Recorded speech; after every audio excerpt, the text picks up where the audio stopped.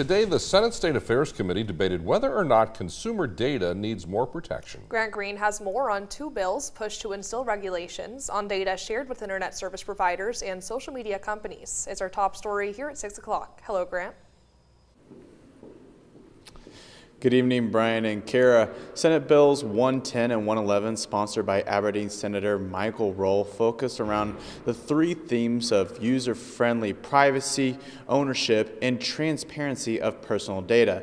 Today was a big step for the government to try to catch up to technology as technology continues to outpace it. It was Senate Bill 110 that became the big talker of the day, as lobbyists from Midco and CenturyLink cited administrative burdens that would only transfer increased costs onto consumers. This is a huge new regulatory hurdle. It is very complex, and we would be forced to comply with it where we already comply with these kinds of laws at the federal level, and our policies are already protective of our consumer security. The bill would restrict internet service providers from using or transferring any customer data to third parties without permission, unless absolutely necessary to provide the service. Opponents still called the wording of the legislation confusing. During real emergencies like wildfires, floods, and tornadoes, we need to work with many partners, and when the bill limits who can receive location information, for example, that's a handicap that I don't think South Dakotans deserve. Senator Roll did not concede to that concern, saying his bill is clear as to when data does and does not need consumer approval to share.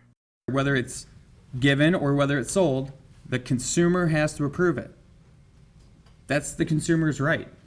So I view this in the same way. Your digital data, it's your data, and that's really what this conversation is starting.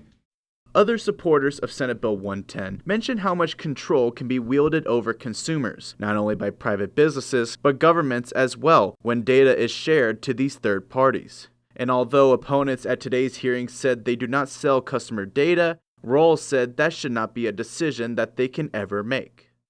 As far as letting broadband providers, police themselves, traditionally I don't let the wolf guard the sheep. I realize that some providers don't do this information, but some certainly do. Roll concluded that the state had an obligation to protect its citizens' private information.